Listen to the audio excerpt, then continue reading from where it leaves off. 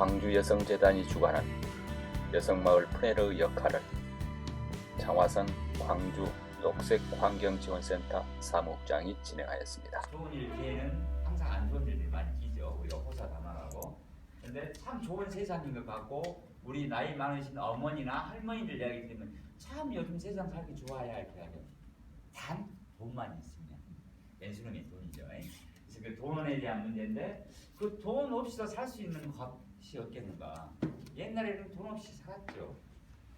시골에서 땅을 많이 갖고 있는 사람이 농사를 짓고 나면은 정말 어려운 사람들, 땅 한 떼기도 없고 자기 딸린 식솔들 데리고 품앗이하고 할 수 있지만 나중에 가면 그 떨어진 이삭을 죽을 수 있게끔 무선권을 주기도 했었습니다. 그게 사회적인 배려죠. 그게 사회적인 자본인 것이고, 이런 것들을 만들어내는 게 나는 마을 운동의 가장 큰 틀이다 생각합니다. 그러기 위해서는 잘 알아야 되죠.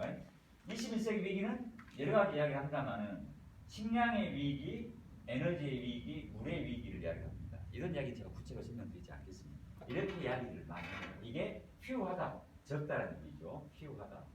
근데 이런 문제가 생긴 게 왜 그럴까? 이런 밑바탕을 파보면은 여러 가지 것이 있겠습니다만 가장 큰 것은 남성적이고 폐조적인 우리 문화였던 것입니다. 그게 어떻습니까? 우리가 뭘 하나 하더라도 대규모로 해야 되잖아요. 중국 사람들만 대규모 좋아하는 게 아닙니다. 우리도 알게 모르게 대규모를 좋아합니다. 때나 크게 뭔가를 해야 되고, 행사도 크게 해야 되고, 건물도 때나 크게 지어야 돼요.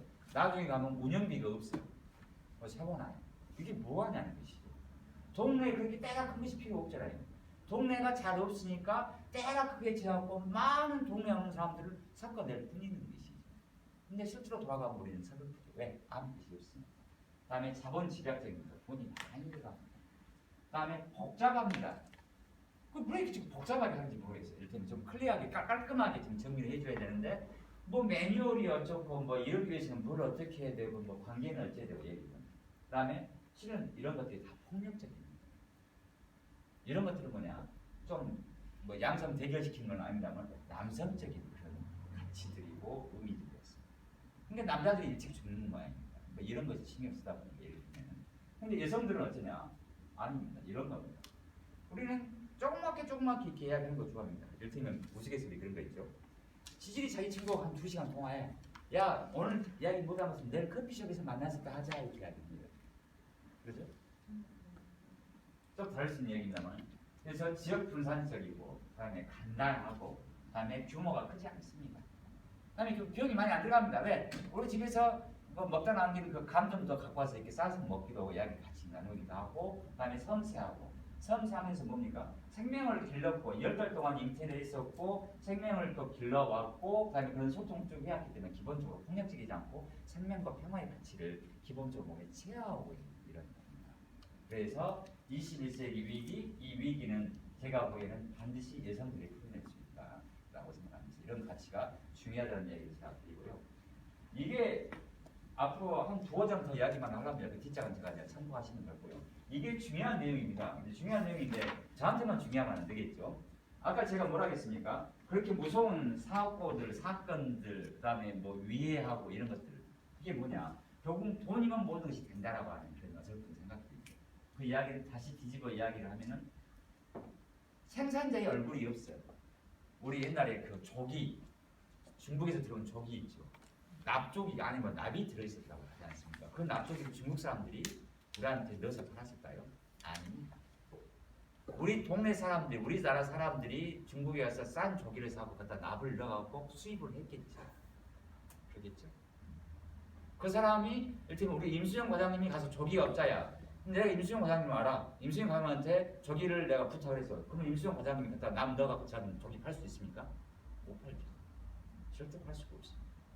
인간의 얼굴, 인간의 체온이 느껴지는 이러한 사고, 말은 어렵습니다만 이러한 것들이란 뜻이죠. 근데 우리는 어떻습니까? 전혀 관계없는 원거리에서 갖고 옵니다, 항상. 그러다 보니까 이동 중에 또 온실가스 나오고, 그다음에 이것이 어떻게 그 현지에서 잘 길러져가지고, 또 잘 키워져가지고, 잘 포장되고 넘어온지, 그다음에 오랫동안 와야 되니까 이것이 안 썩게 해야 되니까 안에 방부제 넣어야 되고 이런 문제들이 계속 생기는 것이죠. 이게 건강에도 좋지 않고, 싼 것이 아니다. 그런 부분들. 그 다음에 공생공주라는 개념은 제가 뭐 이야기 안 해도 되겠죠. 기본적으로 깔려 있어요. 협력적 소민이 국민이 이야기는 저는 우리 동네 가면 좀 웃긴 이야기 나면 제가 가는 슈퍼만 갑니다. 이상해. 꼭 마음이 든디만 가는데 끝까지 가버려. 그쪽에서 특별하게 문제가 없는 한. 그래서 가면 알아. 그러면 이를테면 외상도 줄 정도 같아. 물론 외상은 하진 않습니다만은. 근데 왜 그러냐? 내가 그 사람을 알거든. 내가 분명하게 차 끄집고 나가면 대형 할인점에 가면 훨씬 쌀 수도 있다는 거. 근데 비교를 안 해봐서 그런데 모든 품목이 싼 건 아니에요. 좀 싼 품목이 할인점이 좀 많을 뿐이지. 근데 그 할인점이 좋은 건 뭡니까? 얼굴이 없는, 체원이 없는 상품들이에요. 어떻게 칩니까? 우리 어머니 아버지 농사 지었는데 밭대기를 하죠. 논대기를 합니다. 그래가지고 이것이 보통 잘하면 뭐 10만 원이다 보면 10만 원 후레 쳐갖고 갖고 오는 거거든요. 그러면서 뭐라고 하냐? 이 농법을 이렇게 해서 길러야 되고 이때 뭘 넣어야 되고 어째야 되고 계속 농법까지 이야기를 합니다. 이게 자본의 잠식이거든요. 실은 우리가 잘 몰랐던 거예요.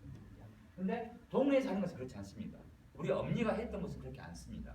그다음에 지역 간의 교류하는 것도 마찬가지입니다. 소비와 구매, 소비와 생산 이것이 따로 떨어져 있는 얘기가 아니라는 것이죠. 근데 우리는 이것을 지금 분리를 시켜놨죠. 소비만 하는 사람은 따로, 우리는 전통적인 소비만 하는 사람이야. 근데 우리가 또 생산자거든요. 근데 생산해갖고 우리가 직접 쓰지 않는 것이죠. 이런 거예요. 그래서 이런 지역 공동체 내지는 이런 위기, 아까 제가 이야기했던 그 세 가지 3대 위기를 뚫어낼 수 있는 부분은 결국은 마을에 있지 않는다는 거예요. 왜?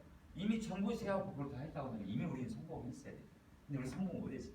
일자리 어쨌습니까? 괜히 노인 양반하고 젊은 사람 싸움시켜. 그 문제 아니거든요. 그렇지 않습니까? 노인분들이 가지고 있는 실버 인력이 가지고 있는 노하우라든지 지식은 정말 풍부합니다. 그 자리하고 왜 우리 애들하고 싸움을 시킵니까? 왜 뭡니까? 편의점 가고 편의점 알바 가고 둘이 싸움을 시키냐고. 그 문제 아니지 않습니까? 답은 그것이 아니라는 걸 알고 있지만 어떻게 풀어야 될지 모르지만 그건 답은 아니야. 이거 우리 다 느끼고 있지 않습니까? 근데 그런 이야기 합니다. 눈 가리고 아웅하고 이를테면은 정규직을 비정규직으로 해가지고 사람을 더 쓰면 일자리가 늘어난다. 개똥이죠. 아니죠. 안정성이 중요한 것이지 일자리가. 되겠죠. 자, 이런 것. 그래서 이런 자리에 필요한 것은 이런 지역 공동체라는 부분과 지역 통합, 사회적 견제 이야기하는데 이야기를 좀 들어가면서 할 겁니다. 그런데 우리가 기본적으로 생활을 영위하면서 해야 될 것은 의식주 이야기하지 않습니까? 의식주 이제 저는 뒤집었습니다. 식의주로 바꿨습니다. 식의주.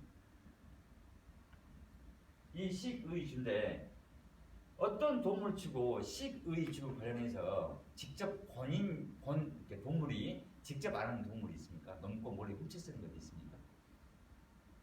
사람만 유일하게 식의주를 본인이 직접 안 해요. 놈이 해준 건 뭐가? 놈이 해준 옷 입어. 놈이 지어준 집에 살아. 이건 주인이 아니거든요. 그건 계기거든요. 그 다음에 그러다 보니까 이것이 분업화가 좋던 포드 시스템이 뭐니 이야기하는데 제가 보기에는 그것이 공동체를 망쳐놓은 거예요. 그래서 규모를 키우고 효율성을 높인다고 했는데 그 효율성이라는 게 비효율적이라는 개념이 행복 환과에 대한 부분은 다른 문제였다. 왜? 지금에서 우리가 되돌아보니까 다른 문제가 있다는 것이죠. 그런 이야기. 그래서 마을이 답이기 때문에 마을 공동체를 어떻게 다시 살려낼 것인가. 그런데 마을 공동체를 살려내기 위해서는 기본적으로 식의주의에 답이 있는 것 같다. 그 식의주의에 대한 부분들은 다시금 좀 이따 이야기하겠습니다. 그래서 해법의 골격은 사람으로 놓고 봤을 때 사람이 머리만 있으면 사람이 아니죠. 온 몸이 다 있어야 되겠죠. 머리로 뭘 생각하게 되겠습니까? 지속 가능성 이야기를 합니다. 지속 가능성 그렇게 복잡한 얘기 아닙니다. 우리 임 과장님 아버님이 정년을 하셔가지고 연금을 받고 계셔. 근데 임 과장님이 힘들어. 아빠가 돈 좀 줘. 아빠가 연금 받고 있는데 돈 빼갖고 임 과장님이 좋으면 어쩌습니까? 임 과장님 아빠는 이제 쪽박 차는 거야. 연금을 받으면 뭡니까? 연금 원금이 있고 원금에 사는 이자 갖고 사는 삶. 이게 지속 가능한 삶이겠죠. 그 기준이 있겠죠. 그 기준은 뭘로 잡냐 이거죠. 이를테면 우리가 꽃게가 있어. 꽃게가 있는데 4단계 꽃게 잡으면 어떻습니까? 그 다음에 먹을 것이 없겠죠. 그러면 그 먹이를 잡아야 되겠죠. 근데 그 먹이 때 왼수년에 중국 것들이 와서 잡아가 버립니다. 그래서 그걸 막기 위해서 또 우리는 막대한 비용을 투자하고 또 인명피해까지 입으면서 중국 어선들을 물리치죠. 이를테면. 근데 그 중국 어선 뒤에는 모르겠습니다. 한국에 또 자본이 있으나 그렇죠. 우리는 공식적으로 못하니까. 너무 내가 부정적인 이야기를 했습니다만 그런 부분이 있겠다. 이런 상황에서 지속 가능성 이야기를 했습니다. 지속 가능성 그래서 이걸 쉽게 이야기하는 사람이 제가 보기에는 제일 능력 있는 사람. 근데 우리 다 지속 가능하다 얘기해. 심지어는 좀 다른 얘기라면은 정말 제가 좋아하지 않는 부류 중에 정치인들도 지속 가능한 정치 이야기예요. 또 지가 없으면 지속 가능하거든요. 자기 못해주면 예를 들면 그래서 이 지속 가능성 안에는 기후 변화에 대한 부분들, 자원 순환에 대한 부분들이 크게 나옵니다. 이야기는 잘 다 못 드릴 것 같아요.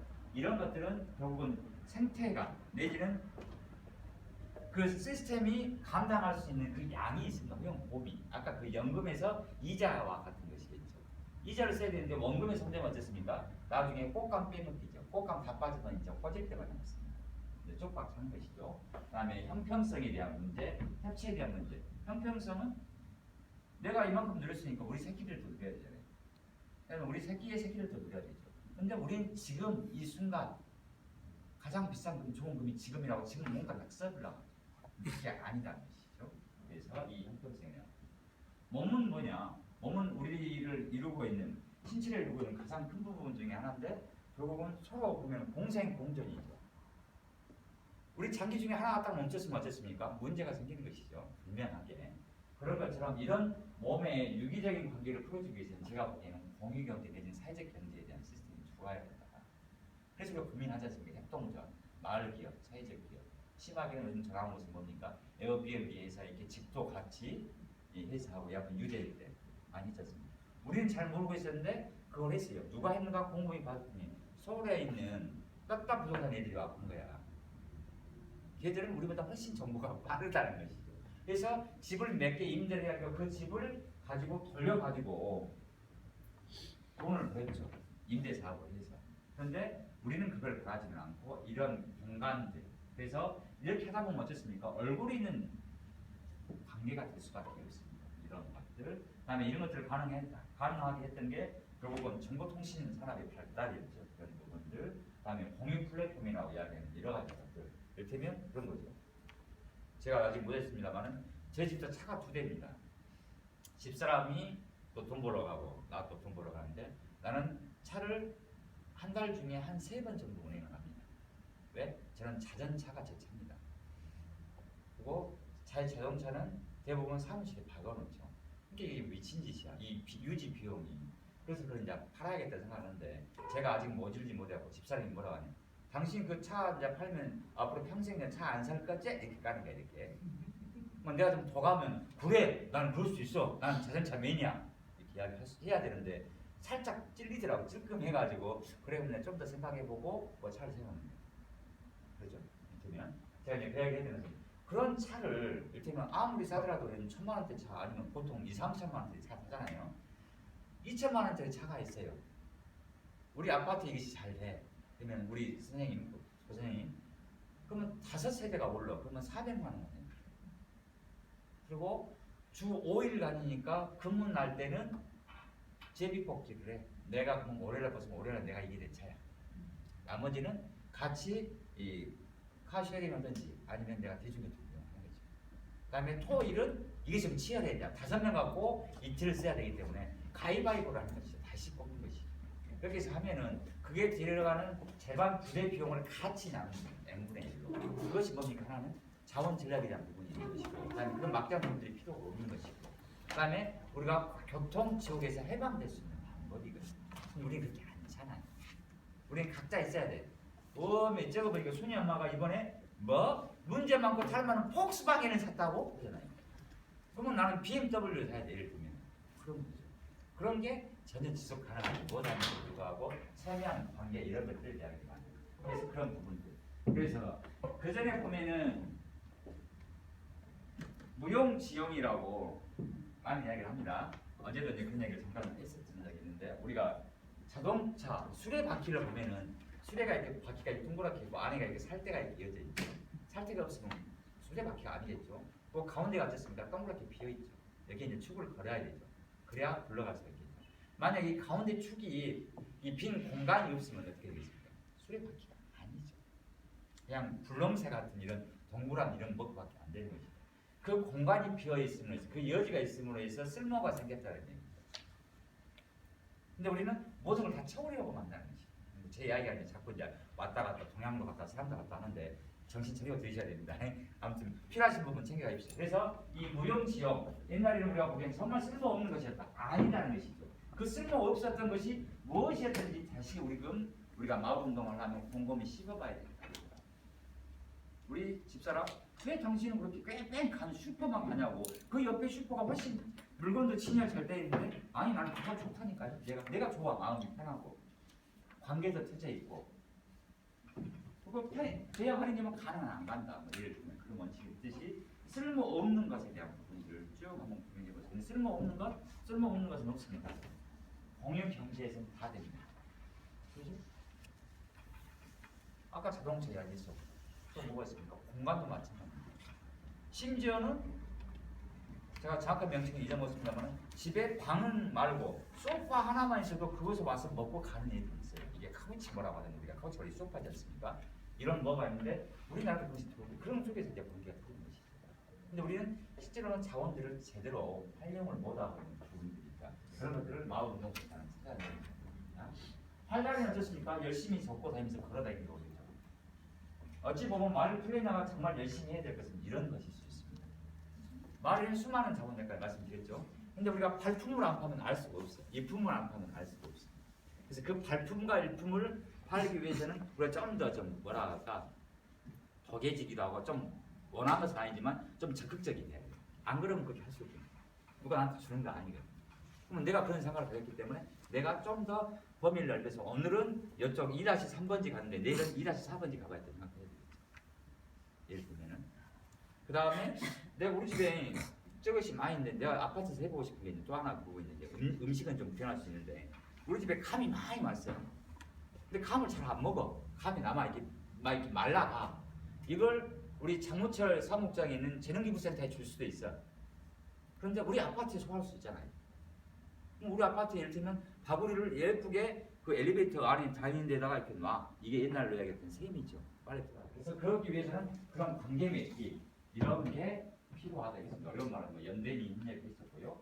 그다음에 우리 몸이 움직이려면 에너지가 있어야 되죠. 그 에너지가 뭐냐? 지역 통화라는 생각이 듭니다. 돈은 다 은행에 가면 있습니다. 근데 제가 보기엔 은행 놈들은 도둑놈들입니다. 지돈이 하나도 없습니다. 다 고객돈입니다. 고객돈 받아가고 이자 1% 주면은 빌려줄 때는 2% 받아고 1% 지금 따보는 거잖아요. 세상에 돈놈이 은행하는 놈들입니다. 그렇지 않습니까? 그럼 우리가 은행을 만다고 생각해 봅시다. 우리가 1% 이율을 내야 돼요. 근데 우리가 0.5% 내지는 1%래, 0.1%래. 그러면 그만큼 그 돈이 늘어나지 않습니까? 그 다음에 그 돈은 지역에서 돈입니다. 우리가 왜 뼈빠지게 계속 일을 해야 되죠? 돈이 없으니까. 그다음에 그 돈을 쓰면은 돈이 다 나가버려 외부로. 여기에 유출돼가지고. 뭐 백화점 같은 거 이야기하면 싸서 가버리잖아요. 근데 돈이 계속 우리 동네가 있어. 일을 하면 할수록 돈이 계속 쌓여. 그거 얼마나 좋습니까? 그게 지역 통화입니다. 지역 통화가 아니더라도 신협이라든지 이런 단위를 묶어낼 수가 있죠. 이런 경제 조직을 그런 생각을 가진 사람들 이걸 나름 해보자는 것이죠. 그래서 이걸 좀 다른 말로 지역 통화 이야기했는데 지역 통화는 우리만 쓰는 통화죠. 그러니까 다른 동네가 못 써요. 그러니까 우리 동네에서만 쓰기는 좀 한계죠. 그러면 제가 보기에는 몇 개 동 내지는 한 9 정도는 커버를 해야 되겠더라고요. 9 하면 최소한 10만에서 30만 되지 않습니까? 이 사람들이 아까 의식주 이야기했습니까? 의식주하는 돈이 들어가야 돼요. 아파트 관리비를 지역 통화로 내 예를 들면 지역 통화 우리 동네만 있는 돈이에요. 백화점 상품권 같은데 백화점 상품권은 한번 썼다가 백화점에 들어가면 찢어버리겠습니다. 이건 계속 돌아 한국은행권처럼. 근데 한국은행 돈은 아니야. 우리 동네에서만 통용되는 돈이에요. 좀 어려운 이야기입니다만 그래서 그런 것을 쓰게 되면은 그것 갖고 우리 저 최 선생님 쭉 하셨는데 내가 자원봉사 우리 선생님 하신 것처럼 내가 영상 자원봉사를 해. 그럼 내 재주는 영상 자원봉사야. 돈은 없어. 근데 우리 선생님이 저거 영상 자원봉사를 하면은 시간당 얼마 해가지고 그 금액을 줄 수가 있겠죠. 그러면 나는 내 몸뚱이하고 물어볼 수 있는 거예요. 내가 직장에 안 가도 예를 들면 그럼 그거 갖고 와서 슈퍼에 가서 물건을 살 수가 있겠죠.